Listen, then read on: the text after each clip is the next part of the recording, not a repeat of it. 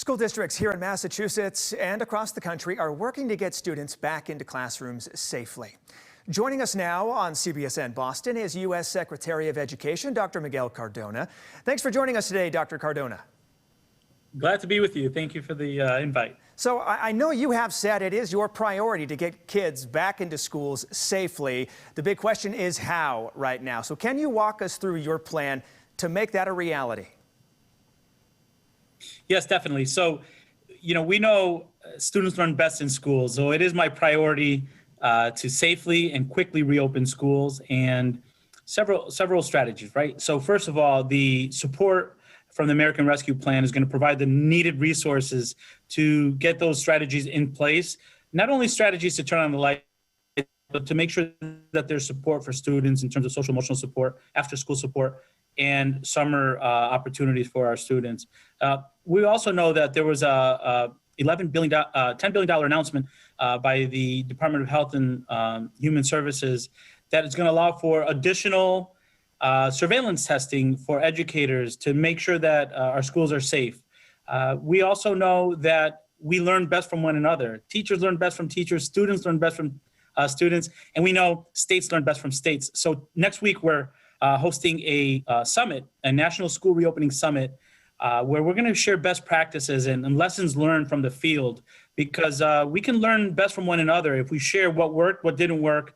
And we're really pleased that the First Lady will be joining and kicking us off next week. So one of the big concerns right now, obviously, teachers, they are now eligible for the vaccine, but not everyone has an appointment or may not be fully vaccinated quite yet. So what do you say to school staff who are maybe hesitant to return to a classroom without the vaccine? The president made it very clear that we want to prioritize educators. Educators have done so much since last year. We know that vaccinating educators allows for schools to stay open.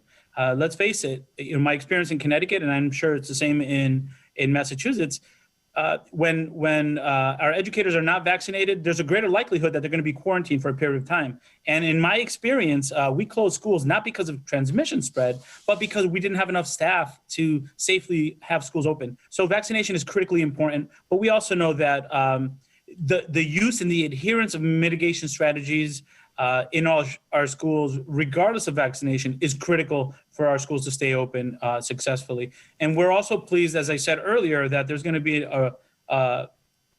resources provided for educators to get COVID tested, to make sure that we're finding out right away through a surveillance method, to make sure that we're opening schools when they're safe. So one of the big concerns right now for teachers and for parents especially is the impact the past year has had on children in terms of their education, what they may have missed out on. Also the psychological impact of everything that they've been through. I mean, their whole lives were upended essentially, having to learn from home the best they could. So what are you doing to address that as kids get back into schools? I thank you for that question. That's a really important question. As a father, that's really important to me, that I see how the progress of my children. And I want to just give a quick shout out and a thank you to Senator Hassan for ensuring that these plans are available after, so that all families could see how their state plans on helping their children recover. We know that the social emotional well-being of students is critically important, and that in order for academic learning to happen, there has to be that emotional safety that our students feel, keeping in mind that we're in the middle of a pandemic. So when our students return to our schools, we have to be attuned to what their needs are from a social emotional perspective. And we know that with ARP funding and support, you can provide programming that's after school, extended day opportunities, good learning experiences for our students in the summer. And I don't mean just more sitting in front or doing skill and drill. I mean really rich opportunities where our students can really engage in that sense of community that they've missed when learning from home. We know the laptop, while it was helpful to provide remote learning, we know that's no substitute for in-person learning. I know you talked about the American Rescue Plan. Massachusetts set to receive about $1.8 billion in funding as part of that plan. So what can that money be used for? I mean, it's a lot of money coming in. What can it be used for? What should it be used for? Yes, thank you. And I'm getting the signal here, so I'll have to close with this. And I know my colleague over there, Jeff Riley, will make good use of that fund with the superintendents and the educators there, because they've worked really hard in Massachusetts to give students in-person learning opportunities. So the funding could be used not only, as I said before, to turn on the lights, but also make sure that there's programming that can help students for the long haul. Making sure that we have social emotional supports, that we have additional intervention and teachers available to provide students the support that they need, knowing that there was some gaps in learning over this past year. So the Recovery Act allows for that. The rescue plan allows for that. It allows for teachers. It allows for summer programs. It allows for social emotional support, not only for our students, but for our educators. We've all been through this together, and we're going to get out of it together.